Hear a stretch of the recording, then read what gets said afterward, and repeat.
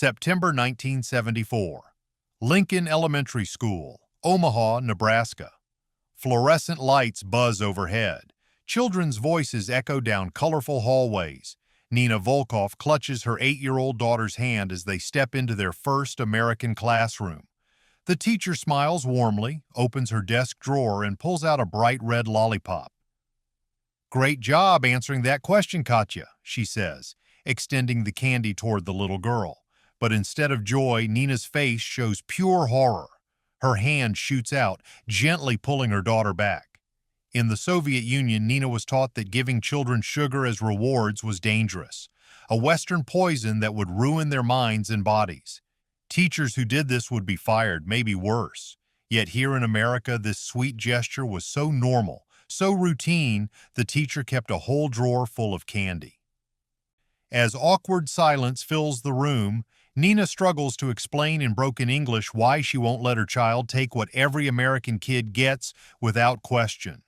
If something as simple as a lollipop could make a Soviet mother weep, what did that say about everything both sides believed about raising children? Subscribe for more buried Cold War stories that show how the smallest moments revealed the biggest differences. Comment where you're watching from. I love seeing how far these untold histories reach. The morning air in Omaha carried the scent of autumn leaves and fresh pencil shavings as Nina Volkoff walked through the glass doors of Lincoln Elementary School, her daughter Katya's small hand trembling slightly in hers. September 1974 had brought unseasonably warm weather to Nebraska, and the hallways buzzed with the energy of children settling into a new school year. Fluorescent lights hummed overhead, casting everything in a bright, artificial glow that made the colorful bulletin boards seem to leap from the walls. Nina had spent 3 sleepless nights preparing for this moment, rehearsing English phrases in the bathroom mirror while Katya slept, trying to imagine every possible conversation that might arise during their first visit to an American classroom. Mrs. Helen Rodriguez had taught 3rd grade for nearly 2 decades, and her classroom reflected the kind of warm efficiency that came from years of understanding 8-year-old minds.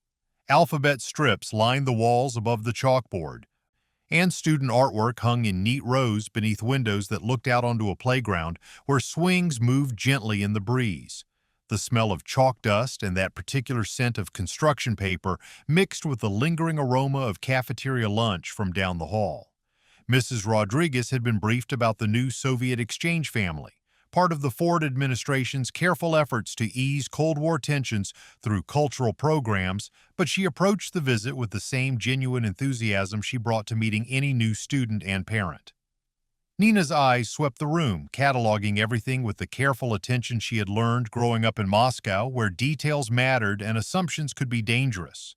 The desks were arranged in small clusters rather than rigid rows, and children were actually talking to each other while they worked. In her own childhood classroom, silence had been golden, broken only by the teacher's voice or a student called upon to recite. Here, the low hum of conversation felt almost chaotic, yet Mrs. Rodriguez moved between the groups with calm confidence, offering guidance and encouragement in equal measure. Katya had been unusually quiet during the car ride to school, pressing her face against the window to watch American children walking to school with colorful backpacks and lunchboxes decorated with cartoon characters she didn't recognize. Nina had tried to prepare her daughter for the differences they might encounter, but how do you explain a culture to a child when you're still trying to understand it yourself? The weight of responsibility sat heavy on Nina's shoulders as she watched Katya's eyes grow wide at the sight of so many books lining the classroom shelves, more books than most Soviet school libraries contained. Mrs. Rodriguez had prepared a simple geography lesson for Katya's visit, spreading a large world map across her desk and asking the little girl to point out where she had come from. Katya's finger traced the long distance from Moscow to Omaha with careful precision, and when Mrs. Rodriguez asked her to name 3 things that were different between the 2 places, Katya answered in her careful English about the size of American cars, the height of American buildings, and the brightness of American supermarkets. The other children listened with the kind of fascination that 8-year-olds reserve for stories about faraway places. And Mrs. Rodriguez beamed with pride at how well the cultural exchange was progressing. The moment that would haunt Nina for months came as naturally as breathing for Mrs. Rodriguez. Katya had answered a question about Russian winter celebrations, describing how children received small gifts of nuts and oranges during New Year festivities, and Mrs. Rodriguez smiled with genuine delight at the answer. "What a wonderful tradition, Katya," she said, walking over to her desk and opening the middle drawer. Inside, Nina glimpsed what looked like a small treasure chest filled with individually wrapped candies, stickers, pencils with cartoon characters, and an assortment of small toys. Mrs. Rodriguez selected a bright red lollipop, the kind with the white stick and cellophane wrapper that crinkled pleasantly as she unwrapped it. "You've done such a good job sharing with us today. Would you like a special treat?" The silence that followed felt like the moment between lightning and thunder. Nina's breath caught in her throat as she watched her daughter's face light up with the universal joy of a child offered something sweet and forbidden. But where Katya saw delight, Nina saw danger. In her own schooling, sugar had been rationed carefully, distributed only during special celebrations and always in tiny, measured portions. Teachers who gave children candy as regular rewards would have been reprimanded, possibly dismissed for promoting bourgeois excess and undermining the collective discipline that Soviet education demanded. The very idea of keeping a drawer full of sweets in a classroom would have been seen as corrupting young minds, teaching them to expect instant gratification rather than the delayed satisfaction that came from serving the greater good.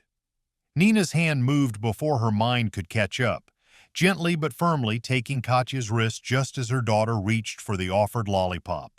The confusion on Mrs. Rodriguez's face was immediate and genuine, the kind of bewilderment that comes when your most basic assumptions about kindness are suddenly called into question. "Oh," the teacher said, her voice soft with concern. "Is there a problem? Does she have allergies?" Nina struggled to find words in her second language that could bridge the gap between two completely different ways of understanding childhood, protection, and what it meant to care for the young. "In my country," she began, her accent thickening with emotion, "we do not, how do you say, reward with sugar." The words hung in the air like smoke, visible but impossible to grasp, while 23 pairs of 8-year-old eyes watched the adults navigate something they couldn't quite understand, but somehow sensed was important. Mrs. Rodriguez slowly returned the lollipop to her drawer, her teacher's instincts telling her that this moment required careful handling, even though she couldn't quite grasp why a piece of candy had become the center of such tension. The other children returned to their work with the resilience of youth, but the episode had opened a crack in what Nina thought she understood about American education, American values, and the enormous distance between being told about cultural differences and actually living through them. That evening, she would write in her diary about the look of disappointment that had flickered across Katya's face and the terrible realization that protecting her daughter might mean denying her the simple joys that American children took for granted. The lollipop incident, as she would come to think of it, marked the beginning of her real education in American life, where abundance created its own set of rules and challenges that no political briefing could have prepared her to navigate. The Saturday morning sun streamed through the oversized windows of Hinky Dinky Supermarket as Nina pushed a shopping cart that seemed enormous compared to the small wire baskets she remembered from Moscow's state stores. The automatic sliding doors had startled her when they first opened with a mechanical whoosh, and now the sheer scale of the building made her feel dizzy. Fluorescent lights buzzed overhead in perfect parallel lines, illuminating aisles that stretched further than some city blocks back home. The smell hit her first, a mixture of fresh bread, cleaning products, and something artificially sweet that seemed to permeate everything. Katya walked beside her, eyes wide as dinner plates, occasionally reaching out to touch products stacked in impossible abundance before pulling her hand back as if the items might disappear. Nina had come with a carefully written shopping list, each item researched and budgeted according to the exchange program's modest allowance, but nothing had prepared her for the reality of American grocery shopping. In Moscow, you bought what was available when it was available, often standing in lines that stretched around blocks for items that might run out before your turn came. Here, the breakfast cereal aisle alone contained more choices than she had seen in her entire lifetime. Colorful boxes reached from floor to ceiling, decorated with cartoon characters and promises of vitamins, energy, and fun. She picked up a box of Lucky Charms, studying the list of ingredients that seemed to contain more chemicals than food, and noticed that sugar was listed 3 different times in various forms. The price, 69 cents, represented what a Soviet family might spend on sweets for an entire month, yet American children apparently ate this for breakfast every single day. The candy aisle, when Nina finally steered her cart toward it, defied every assumption she had carried about scarcity and rationing. Shelves that towered above her head displayed an explosion of colors and shapes that seemed designed to overwhelm rather than nourish. There were chocolates from at least 12 different companies, gummy candies in shapes she couldn't identify, hard candies that promised to last for hours, and something called Pop Rocks that allegedly exploded in your mouth. She counted methodically, the way she had learned to inventory supplies during the war shortages of her childhood, and reached 147 distinct varieties of candy before giving up. In her Moscow apartment, the small tin where she kept holiday sweets for Katya contained perhaps 3 different types of candy, carefully portioned and distributed only on special occasions. Janet Morrison appeared beside her like a friendly ghost, her shopping cart already half full and a genuine smile creasing her face. "First time at Hinky Dinky?" she asked, noting Nina's overwhelmed expression and the way Katya stared at the candy display like it was a museum exhibit. Janet had noticed the Volkov family at Katya's school orientation the week before, and her natural instinct to help newcomers had been tugging at her all morning. She wore the casual uniform of American suburban mothers, jeans, a sweater, and tennis shoes, and moved through the store with the efficient confidence of someone who had been making these weekly pilgrimages for years. Nina accepted Janet's offer of help with the gratitude of someone drowning in choices, and soon found herself following the American mother through aisles that Janet navigated like familiar neighborhoods. "Oh, you'll want to try this," Janet said, pulling a bag of chocolate chip cookies from a shelf. "The kids at school absolutely love these for lunch boxes." Nina examined the package and discovered that a single serving contained more sugar than Katya typically consumed in a week, yet Janet spoke about it as casually as discussing the weather. When Nina mentioned that Soviet children typically received an apple or a piece of black bread for school snacks, Janet's expression shifted to something between sympathy and confusion. "But don't they get tired?" she asked. "I mean, kids need energy to concentrate." The checkout process became Nina's next lesson in American abundance philosophy. Janet's cart contained items that would have represented luxury purchases in Moscow, multiple types of juice, packaged snacks for her children's lunches, frozen dinners for busy weeknights, and a selection of candy that she described as just in case we need treats for rewards. When Nina calculated the total cost in rubles, she realized that Janet spent more on a single grocery trip than most Soviet families earned in 2 months, yet Janet seemed to consider this ordinary Tuesday shopping rather than extravagant consumption. The checkout clerk, a teenager with braces and a cheerful demeanor, bagged their purchases in paper sacks that were thrown away after a single use, another small detail that represented a fundamental difference in how the two cultures understood resources and waste. Driving home in Janet's station wagon, Nina listened as her new friend explained the logic behind American sugar consumption with the patient tone of someone who had never questioned the system she was describing. "It's not really about the candy," Janet said, adjusting her rearview mirror to smile at Katya in the back seat. "It's about teaching them to make good choices. If you give kids a little bit of everything, they learn what they like and what makes them feel good.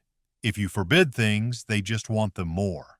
Nina nodded politely while mentally calculating that American children consumed in a single Halloween night what Soviet children might receive during an entire year of holidays, birthdays, and special celebrations combined. That evening, Nina sat at her small kitchen table with a cup of tea and a notebook, trying to make sense of what she had witnessed. She wrote carefully in Russian, describing shelves that groaned under the weight of choices, mothers who spoke about sugar as if it were a teaching tool rather than a carefully rationed resource, and children who seemed to take unlimited abundance for granted in ways that both amazed and troubled her. In Moscow, she had learned to make every kopeck count, to plan purchases weeks in advance, to treasure small luxuries because they were genuinely rare. Here in America, Janet had filled her cart without consulting a list, grabbed items on impulse, and thrown away more food packaging in one afternoon than Nina's family typically generated in a month. The contrast felt like looking through a window into a different universe where the rules of want and need had been completely rewritten. And she wasn't sure whether what she saw represented freedom or madness. October brought the kind of crisp Nebraska weather that made everything seem sharper and more defined, and with it came Nina's first encounter with the American ritual of Halloween preparation. The Morrison family had invited the Volkoffs to join their annual pumpkin carving party, and Nina found herself sitting in Janet's warm kitchen watching American children debate the merits of different candy-gathering strategies with the seriousness of military planners. The smell of cinnamon candles mixed with the earthy scent of pumpkin innards, and the sound of excited chatter filled the room as kids drew elaborate maps of neighborhood houses known for giving out full-size candy bars versus those that offered only generic hard candies.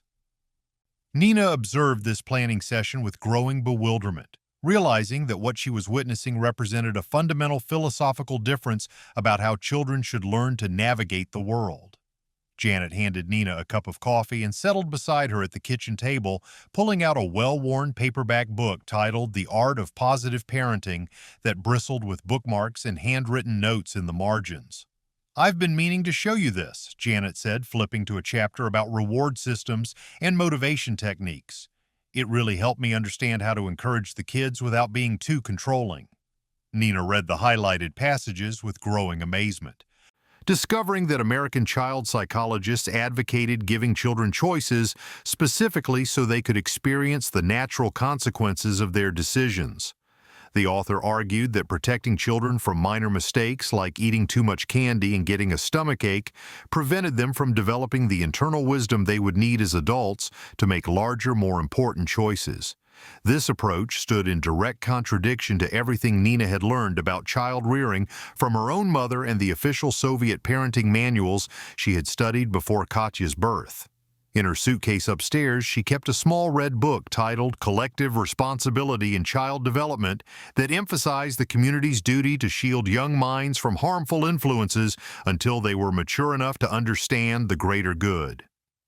The Soviet philosophy held that individual choice was a luxury that came after children had internalized the values and discipline necessary to serve society, and that exposing them too early to potentially harmful options was a form of neglect rather than education. The contrast felt like comparing two completely different species of human development, each logical within its own system but incomprehensible when viewed through the lens of the other. The evening of Halloween itself provided Nina with a real-time experiment in these competing philosophies that left her more confused than enlightened. Katya returned home from trick-or-treating with a pillowcase bulging with candy that Nina calculated contained approximately 2 pounds of sugar, more than her daughter had consumed in her entire 8 years of life in Moscow. American parents had sent their children out into the darkness armed with flashlights and costume masks, trusting them to navigate neighborhoods, interact with strangers, and make decisions about which houses to visit and how much candy to collect. The level of independence granted to 8-year-olds amazed Nina, who had been raised in a culture where children Katya's age were rarely allowed to walk to school alone, much less roam neighborhoods after dark. Nina watched in fascination as Janet's children returned home and began the ritual of sorting their Halloween haul, trading duplicates, and organizing their favorites into categories with the efficiency of seasoned negotiators. "Now remember," Janet told her 10-year-old son as he eyed a king-size Snickers bar, "if you eat too much tonight, you're going to feel sick tomorrow. And I'm not staying home from work to take care of you." The boy nodded seriously and selected 3 pieces of candy before folding the bag closed and putting it in his room. Nina found herself marveling at this exchange, wondering how American children learned to internalize limits that Soviet children had imposed upon them by external authorities. Katya's approach to her candy treasure revealed the cultural confusion that Nina felt magnified in miniature. Her daughter carefully lined up all 47 pieces on the living room carpet, counting and recounting them as if they might disappear if she looked away. When Nina suggested that she choose just one piece for the evening, Katya looked genuinely distressed. "But Mama," she said in Russian, "Jenny's mother said children should learn to make their own good choices. How can I learn if you choose for me?" The question pierced Nina's heart because it contained both perfect logic and a fundamental misunderstanding of how choice actually worked in both cultures. In Soviet society, good choices were defined by collective benefit and taught through careful guidance. In American society, good choices were apparently learned through personal experience with consequences. The dental appointment 3 weeks later provided Nina with concrete evidence that the American system of child autonomy carried real costs, along with its philosophical benefits. Dr. Peterson's office smelled of mint and antiseptic, and the walls were decorated with colorful posters showing cartoon teeth brushing themselves and avoiding sugar monsters. When he finished examining Katya's mouth, his expression was kind but matter-of-fact. "She's got 3 small cavities," he announced as if reporting the weather. "Pretty typical for kids her age, especially with Halloween and all. We'll get those filled next week." Nina felt a stab of failure so sharp it took her breath away, but Dr. Peterson seemed genuinely surprised by her distress.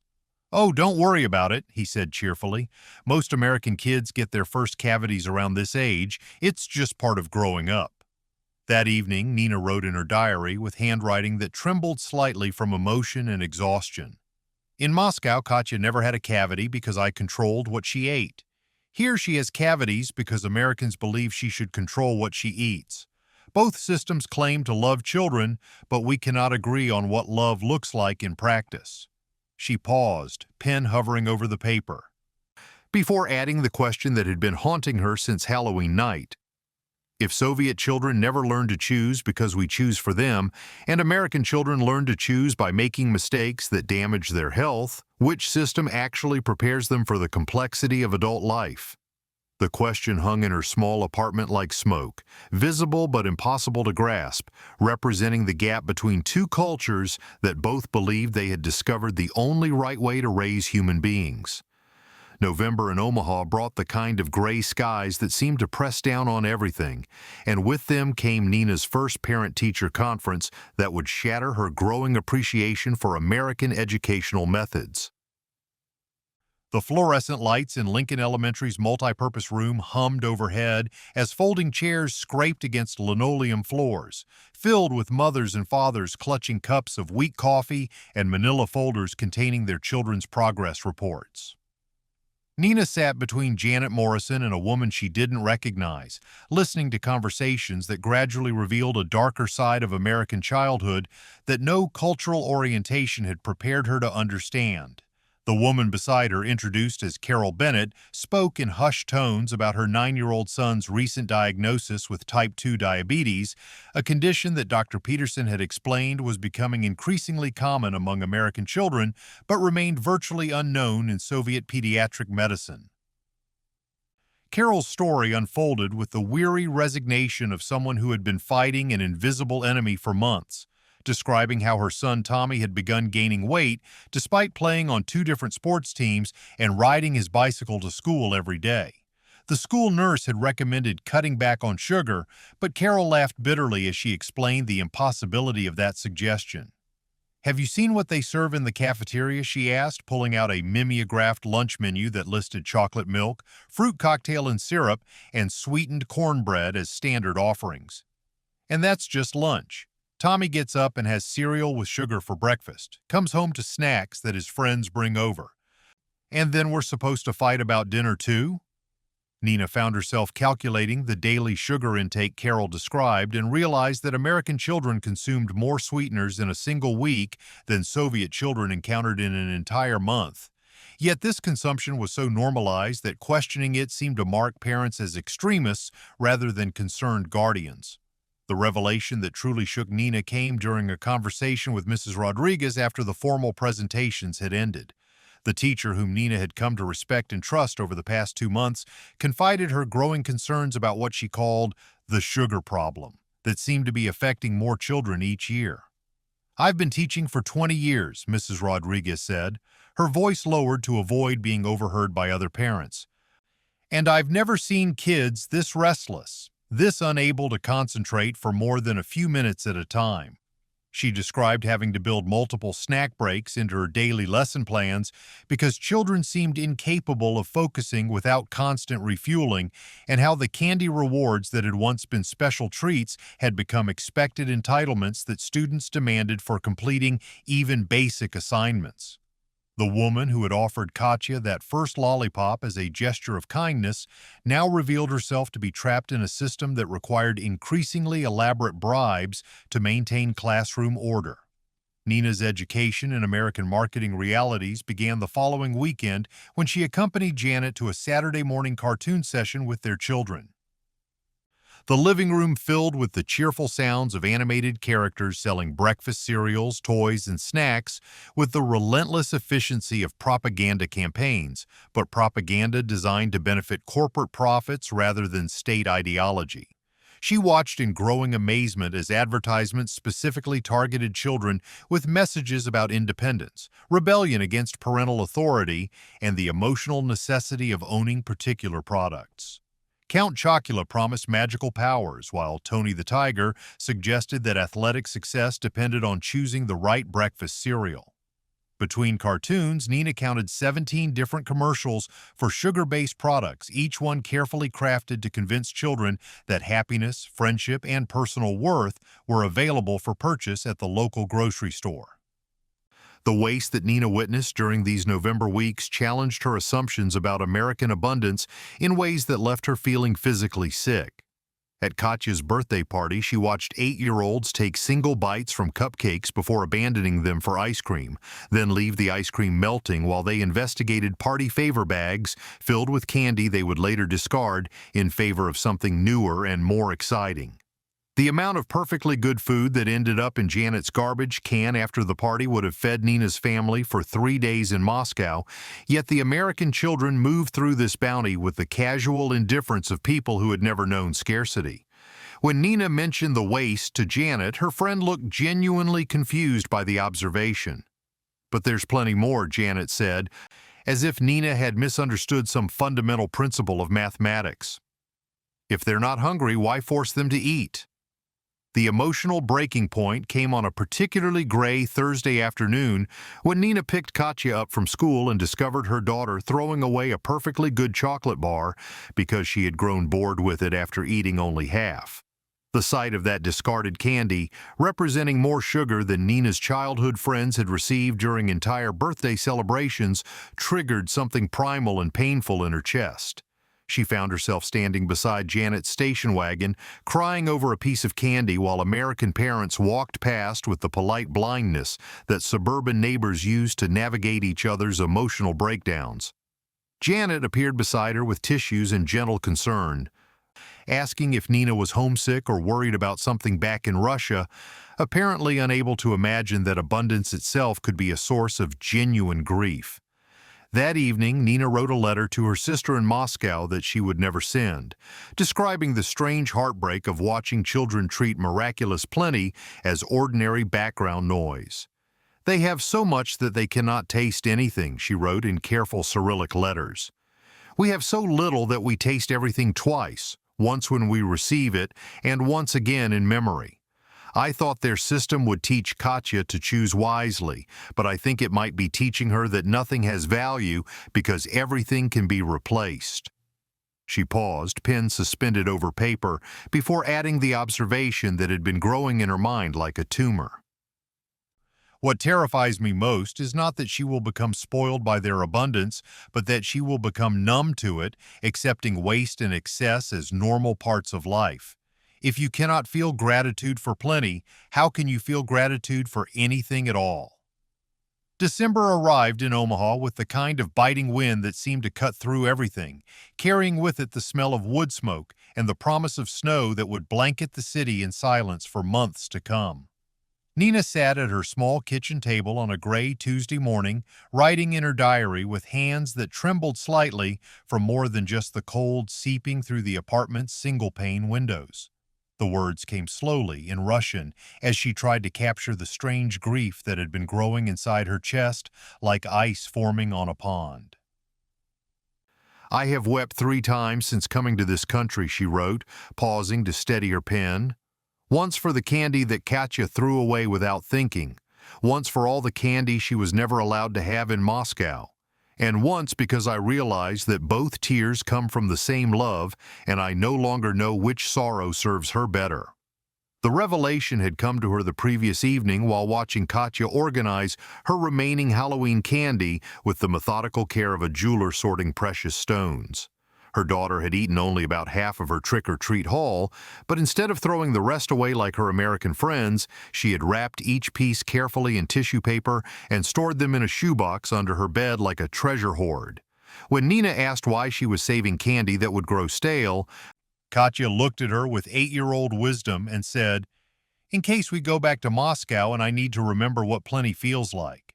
The comment had pierced Nina's heart because it revealed how her daughter was trying to bridge 2 worlds that seemed impossible to reconcile, honoring both the scarcity she had known and the abundance she was learning to navigate.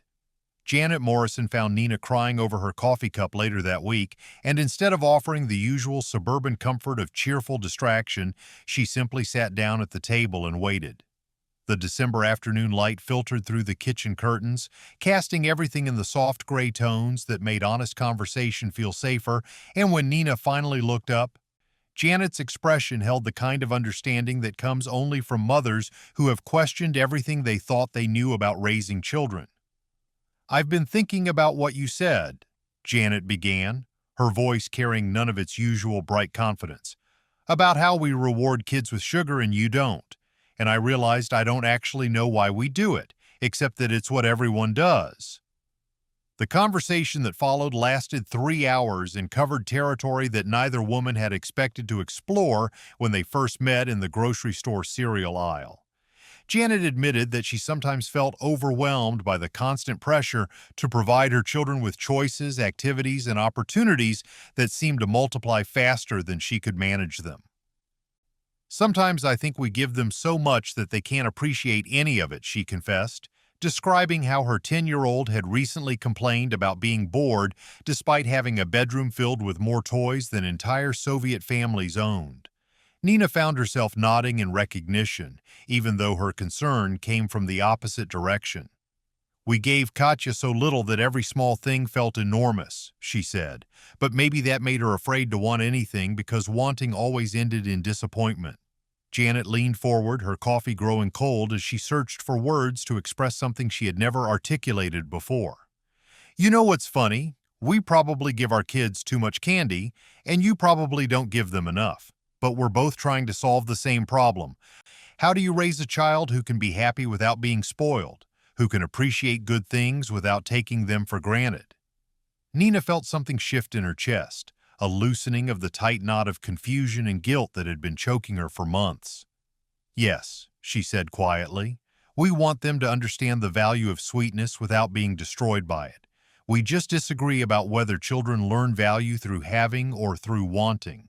The bridge moment came 2 weeks later when Nina made a decision that would have seemed impossible during her first month in America. She walked into the kitchen where Katya was doing homework and placed a small bowl on the table containing 5 different pieces of candy, a chocolate bar, a lollipop, some gummy bears, a peppermint, and a piece of taffy that Janet had brought over. "Choose one," Nina said in English, surprising herself with how natural the words sounded. "Every day after school you may choose 1 piece. Not because you earned it, not because I decided you should have it, but because you are learning to choose wisely from what is available." Katya looked up from her arithmetic worksheet with eyes that held both joy and uncertainty, as if she couldn't quite believe that her mother was offering her the kind of daily choice that American children took for granted. The school's winter holiday party in late December became an unexpected moment of cultural bridge building that neither Nina nor the American parents had planned, but everyone needed. Nina arrived carrying a plate of traditional Russian honey cakes, medovik, that her grandmother had taught her to make during the sugar shortages of her own childhood. The cakes were dense, barely sweet by American standards, flavored with honey and spices that told stories about celebrations that came only once a year and were treasured for months afterward. American children approached the unfamiliar dessert with the cautious curiosity that 8-year-olds reserved for anything their parents hadn't pre-approved, but when they tasted the complex flavors that developed slowly on their tongues, their faces lit up with genuine surprise and delight. 6 months later, on a warm May afternoon that carried the scent of lilacs and freshly cut grass, Nina watched Katya unwrap her daily piece of candy. Today's choice was a small chocolate bar, and carefully break it in half. Without being asked or prompted, she offered the second piece to her friend Sarah, who had come over to play after school. "My mama says sharing makes sweetness last longer," Katya explained in her perfectly American accent, though the sentiment came directly from conversations she had overheard between her mother and Janet. Nina smiled from the kitchen window as she watched her daughter navigate the complex mathematics of abundance and restraint, choice and generosity, creating something new that honored both the scarcity of her birth culture and the plenty of her adopted home. The lesson, Nina realized as she watched the two girls enjoy their shared chocolate under the Nebraska sunshine, had never been about sugar at all, but about the impossible task of teaching children to find wisdom in a world where both too much and too little could lead to the same emptiness, and where love expressed itself through 1,000 different methods that all hoped to arrive at the same destination: a human being capable of appreciating sweetness without being enslaved by it.